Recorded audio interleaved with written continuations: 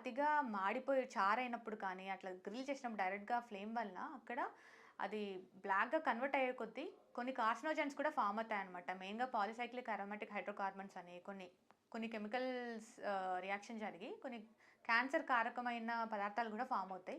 అవి తినడం వల్ల ఎక్కువగా మనకి స్టమక్ క్యాన్సర్, జీర్ణాశయ క్యాన్సర్ కానీ, పేగు క్యాన్సర్స్ వచ్చే అవకాశాలు, సో మిగతా క్యాన్సర్స్ వచ్చే అవకాశాలు కూడా ఉందన్నమాట.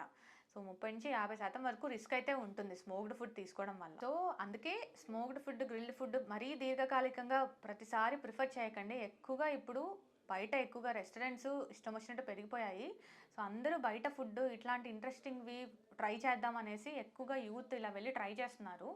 బట్ ఇది లాంగ్ రన్‌లో అట్లనే తింటూ ఉంటే సో ఖచ్చితంగా దీనివల్ల క్యాన్సర్ రిస్క్ ఎక్కువ అయ్యే అవకాశం ఉంటది. క్యాన్సర్ ఇన్సిడెన్స్ కూడా బాగా పెరుగుతుందనమాట. సో, సో ముఖ్యంగా చిన్న పిల్లలు అండ్ యూత్ ఇలాంటి అట్రాక్టివ్ ఫుడ్‌కి ఎక్కువగా మీరు ఇంట్రెస్ట్ చూపించకుండా హెల్తీ ఇంట్లో ప్రిపేర్ చేసిన ఫ్రెష్‌లీ కుక్డ్, స్టీమ్డ్ ఫుడ్ తినడానికి ప్రిఫర్ చేయండి.